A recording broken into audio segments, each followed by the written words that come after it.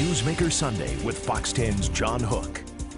Thanks for joining us on Newsmaker Sunday. I'm John Hook. Over the next half hour, we're going to talk about education. And right now, in polling across the state, education polls at the very top in terms of concerns by Arizona voters. 1.1 million kids, K through 12, are educated in this state. It's a huge priority, and half of the state budget, nearly half of the $10 billion we spend, goes to education. It's a huge number, but is it enough?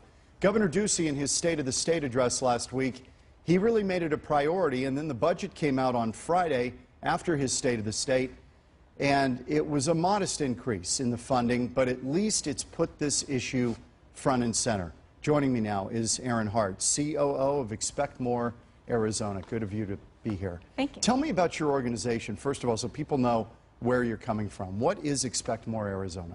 We're a nonprofit education advocacy organization, and we're working to make sure all kids in Arizona get a great education. So you're nonpartisan? We're nonpartisan, yep.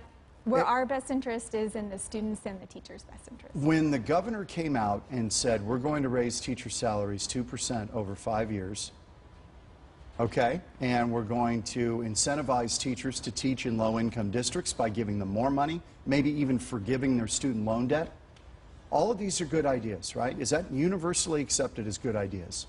Yeah, we would agree that these are good ideas. We've got a pretty significant teacher recruitment and retention issue in Arizona. Why is that? We've got more than 2,100 open teaching positions right now in Arizona classrooms, and if you do quick math, if 30 kids in a classroom, that's 65,000 kids in Arizona that don't have the high-quality teacher that we believe they deserve. So we have teachers who are leaving the profession quicker. We have up to a quarter of our teachers who are eligible to retire by June 2018. And then on the front end, when we look at our colleges of education, we're seeing fewer people interested in going into the profession. So is that because of the pay?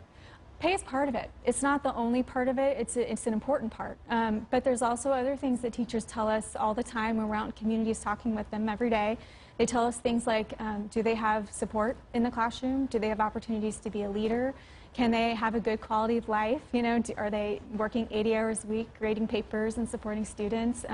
Do they have that mentoring and induction support when they first come into the classroom too? So, and the ongoing professional development to make them a really high quality teacher.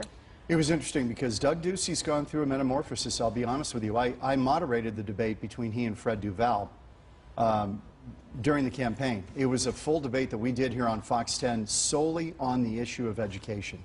He really came full circle. During that debate, he was saying things like, how much more are we going to spend? We're spending half of the state budget on education. And he was kind of saying, throwing a very kind of typical right or Republican response. He said, throwing money at this problem has not solved it. Why do we think it will solve it now? Now he seems to be saying, boy, we need to do something about this. He's really kind of turned a corner. Do you have any idea why that is? What might be driving that? I think he understands the importance of how education impacts our economy. He sees how our education system, how it inextricably is linked to the quality of our workforce. And that allows us to attract and retain great businesses here in the state. And so that overall improves our economy, and it improves our individual quality of life, right? It makes us a great place to live. I think he's also heard from voters. He's heard from teachers. He's visited classrooms, and he's seen more firsthand now on an ongoing basis of what our classrooms like and what do they actually need. And I think he's heard them, and I think he's doing his best to be responsive. This 2% increase over 5 years, for the first year, I think it means another. What does it mean per teacher? I think it's like $200 more a year? It's a very modest increase, to say the least. Yeah, it's about a 2% increase over 5 years, which is about a 0.4% increase each year. 0.4. Yeah. That doesn't really keep up with the cost of inflation, right? Yeah, that's right. I mean, I think the whole idea is that the governor, it's great that he's acknowledged that this is a problem, right? And that he wants to put money towards it. And I think even if he had even if he used all the money available in the state budget this year to support teacher pay, all the new money in the general fund, it wouldn't be enough to fix this issue. This isn't a fixable issue in 1 year. This is one that's going to take a long time to work towards, right? So we need that long-term solution. We need to be thinking about the renewal of Prop 301 in the next few years. And that comes up in 2021. That's right, and how that's going to impact teachers and teacher pay in school, and what else do we need to do to be supportive? You talk to teachers all the time. What are they saying about how they feel about teaching in Arizona? Does it run the gamut? It runs the gamut. We talk to teachers of the year, and we talk to who tell us, well, I haven't had a raise in 8 years. This is the best teacher in Arizona telling me this, and it breaks my heart. I've heard other teachers of the year saying that, and this almost brought me to tears myself, saying that one of the highlights of her experience was being on the float in the Fiesta Parade and people shouting out from the crowd, thank you for what you do. They want to know that the public supports them and appreciates them. But I think a lot of our teachers, the other thing I hear is that they're dedicated. They're committed to our students. They're great at what they do, and they're doing their very, very best to make sure our kids can have a great education in Arizona. I mean, I could look back at my own life, and I'll tell you, there are probably 3 or 4 teachers who made an incredible impact on my life, and coaches. It is such a valuable and important job, and somehow, I don't know if we've devalued it or just not honored it. I don't know which. Well, I think if you ask the public will tell you that they support teachers, and they support teachers being paid more. And they're okay paying more taxes for it. Yeah, we recently did a poll in December of Arizona voters, and we asked them these kind of questions. We asked them, what would you be willing to pay more to support in taxes for education? And teacher pay was by far and away the top issue across parties. Right, and I think that's a frustration in Arizona that when overrides and things come, I think people, after a while, they wear down. They get fatigued by constantly being asked for money and increases when they don't see a result. They don't think it's getting any better. Then they get suspicious that the money's ending up with administration and junk, and it's not going into the classroom. If you look at some of our data about Arizona education funding and how it's being used in the classroom or outside of the classroom, we actually have one of the smallest percentages nationally of how our money is being used I in read administrative that. costs. Right, that was surprising. Yeah, we're very efficient when it comes to how we're spending our money. How do they do it? And I'll get to the Steve Kraft piece in a moment because it's instructive. We went and talked to some teachers and teachers-to-be about how they feel about all this.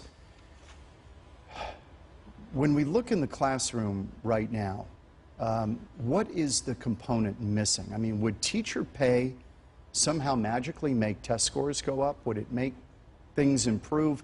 What would that do? Teacher pay? In the classroom, on the ground. Increasing teacher pay would be one of the things that could help us ensure that we've got great teachers in the classroom. That you keep the good ones you've got. Absolutely, okay. Absolutely. Yeah, and so we know that that's really important to teachers, and I think they also want to feel valued and that the community supports them, like we spoke about a minute ago. And that's one way that they do feel valued. They want to feel compensated fairly for what they're doing. And when you think about it, a new teacher's coming out making maybe $35,000 a year. Is that about the starting? It's even lower in many districts. And so we have actually, our median teacher pay in Arizona is ranked 50th among all states. So the point being that even if you're in the classroom for a while, you don't have much of a trajectory upwards. You're often stuck in that $35,000, $36,000, $37,000 range, and they're paying into state retirement, they're paying for health care costs and everything else. So by the time they're looking at take-home pay, most teachers that I talk to are working 2 jobs. They're trying to juggle things to make ends meet for their families. And they do it because they love it, primarily. They do. Yeah. Let's take a look at Steve Kraft's piece, because as we go into this, remember, the governor talked about this in the State of the State on a week ago, Monday, and proposed 15 steps, leaving education advocates cheering but wondering how he would pay for it. And then on Friday of that week, we got the answer, and some said, well, it's money, it's a step in the right direction, but it's not nearly enough. Steve Kraft looked into this and talked to some folks on the ground. Take a look. Raises for teachers and forgiving debts for students who are in college to become teachers. That's what Governor Doug Ducey wants. I want the teachers of our state to know you make the difference. I value your work. Marisol Garcia teaches 8th grade in the Isaac School District in West Phoenix. 10 years on, she's still making under $40,000. Well, I don't think there's a teacher or a parent that isn't excited that the governor made this the forefront of his speech yesterday, because voters and parents like myself and teachers, this is an issue that we need to talk about here in Arizona. Brittany Studer is a junior at ASU. She wants to be an early childhood or special ed teacher. I've taken out about $15,000 per year, so $45,000 now. And then That's a lot of money to pay back on a teacher's salary. Yeah, it definitely is. So the idea of forgiving student debt is very appealing to you? Yes, for sure. Yeah, I think especially for teachers, I mean, we're giving back and educating the future of our nation, so I don't see why we shouldn't be able to have our loans forgiven. Jordan Rodriguez is also at ASU. He wants to teach high school math.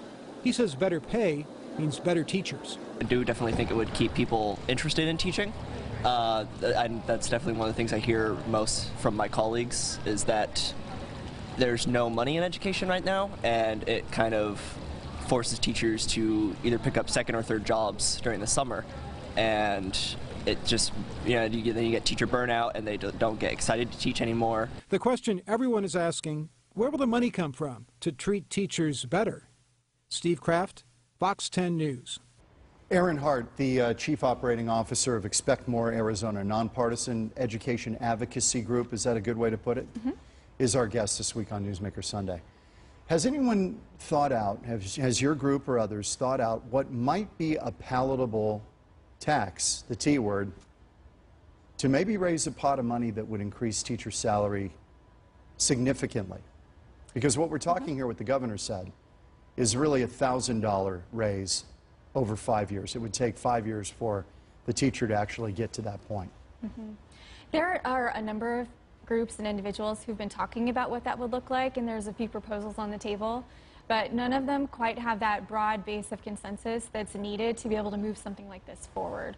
I think do you polled it in your poll? Was that one of the things you asked? We did not poll that in our poll. We did poll about Proposition 301 and its renewal, which had very strong support, but we didn't poll about other ideas. Tell me about the I think it's 40% ranked it education as the highest priority in the state. Mm-hmm. Your poll, tell me a little bit about that poll, because it was interesting. It was an eye-opener.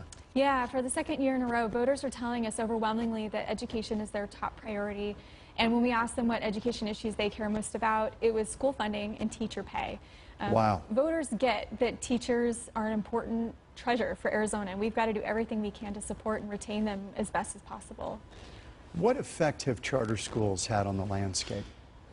Well, it probably depends on who you ask, but I think charter schools have made Arizona a place of choice, and that parents have an opportunity to send their child where they believe is the best fit for them. Is there any empirical evidence that charter schools have created a competitive environment that have made public schools better? Well, I think the data is probably still out on that. But I think the idea when charter schools were created was that competition does improve the system overall. I think when we look at the data, there are good public traditional district schools, and there are bad ones, and there's the mediocre ones. Right. Same with charter schools. Right. It's pretty even. But we do have some high-performing charter schools in Arizona. We also have some very high-performing public district charter schools as well. Right. And does that generally reflect the communities they are in? In other words, the really good public schools are in the high-income districts. Does it come down to money? Not always. In many cases, yes, it does, but not always. There are some shining examples that we see, especially down in border communities in southern Arizona, where maybe they don't have a ton of funding available because of their voter base, but they're beating the odds. They're doing right by kids, and how are they doing they're excelling. How are they doing it? And maybe hold that thought. We'll talk about that in the second segment.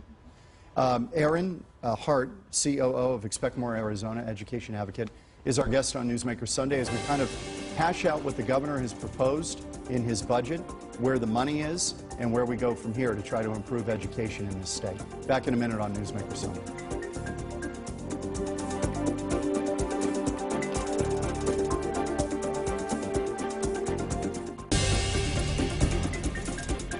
Back on Newsmaker Sunday, Governor Doug Ducey making some pretty bold proclamations when it came to education in the state in his State of the State address a week ago, and then followed it up with a budget that some were saying encouraging, but it doesn't go far enough to fund education, and particularly more money for teachers. Erin Hart is the COO of Expect More Arizona, an education advocacy group. Okay, we talked about some border districts that against all odds, in a depressed economic environment that these kids grow up in, they're flourishing. They're doing well. The school is producing students who know how to move on. How are they doing it? You know, we ask schools all the time. We have our team of folks across the state, and we've collected more than 300 stories of examples of excellence where we see world-class education across the state. In the public school system? In public schools, in charter schools. In charters as well. Oh yeah, absolutely. You'll see rural schools, urban schools, rich schools, poor schools. You'll see the gambit. The whole idea is that excellence can happen anywhere. It's all about that will and determination and the leadership and the teachers within the school, and then rallying together with the community to say, we want to make education great here, and let's work together to do that. Okay, so it's a will, and it starts really with administration in that school or in the district or both? A school principal, as the school leader, is really, really essential to how schools are going to do, right? They provide the vision, they provide the landscape, they help bring people together around goals, and they set the tone for what's going to happen in that school. So it's really important that not only we keep good teachers in the classroom, but we have a good pipeline of principals so that they can lead our classrooms. Interesting, because that does get into the administration question, which we talked about earlier. People say, cut all the admin and just give the money to teachers. But the administration has a role. The administration certainly has a role, absolutely, and you know, they're providing an important role. Some call principals principal teachers. They're coaches. They're providing support to their teachers to be great classroom leaders and instructors. So it's like any other organization or business, there has to be good leadership and then execution. I think the whole idea is supporting classrooms and supporting kids, and how can schools rally together to be able to do that? And that's the whole purpose of what I think great teachers and great principals are doing. I wanted to show you something the piece that Linda Williams did not too long ago. It's tape number 6, and it gets into this idea of how committed teachers are and how they're expending a lot of their own funds to make things work in the classroom. Take a look.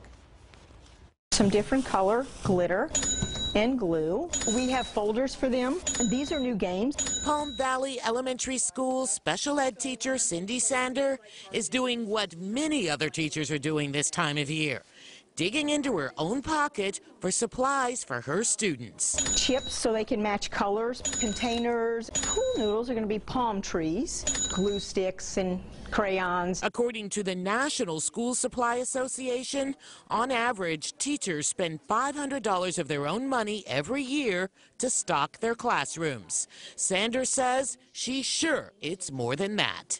Over time, my husband has been just like, buy what you need. You know, at first he was like, come on, we're spending that much, and now he's just turns his head. Teachers often rally to help each other's dollars stretch further when it comes to school supplies by sharing sales and specials they come across. Sanders says she can also turn to a parent to pitch in if needed. You know, I ask parents, and a lot of parents are good about bringing things in. The parents that are able to will help. The ones that are not able to, I understand, but their child shouldn't be penalized. With low teacher pay an issue in many districts and school budgets stretched thin, Sanders says she views this as an investment in her students. These kids in my classroom are very important to me, and so I don't mind buying things for them if I know that it will help them be successful in mastering a skill.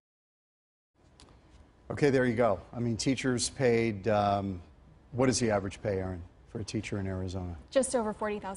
$40,000.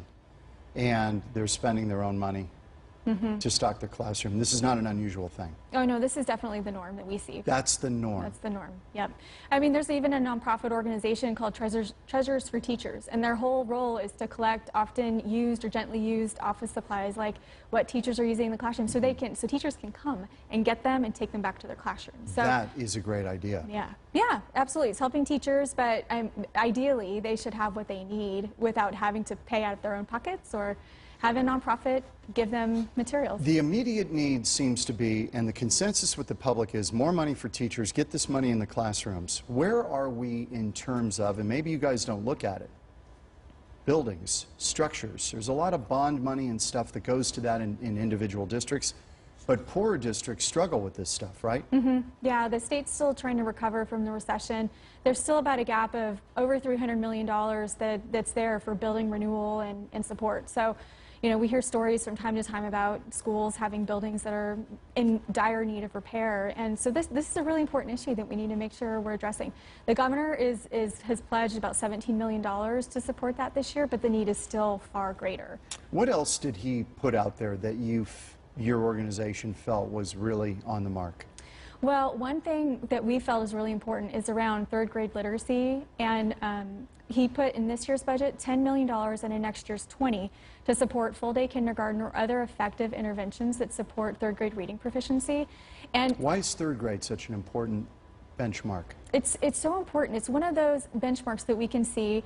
If a student is reading proficiently in third grade, at the end of third grade, we know they're more likely to graduate, they're more likely to be successful after high school and beyond. It's one of those things that we know if we can get that right, they're going to be on a really strong path forward. The governor did propose, you know, all-day kindergarten and really trying to make that happen. That was an idea. Janet Napolitano was really the first to go down that road and pushed it hard, and we got it, and then it got pared back. Where are we on that now? Well, I mean, I think it's a good idea. It's an effective literacy-based instruction. You know, it gives students more instructional time, and it pays off? It does pay off. It has significant return on investment. The other thing that I really like about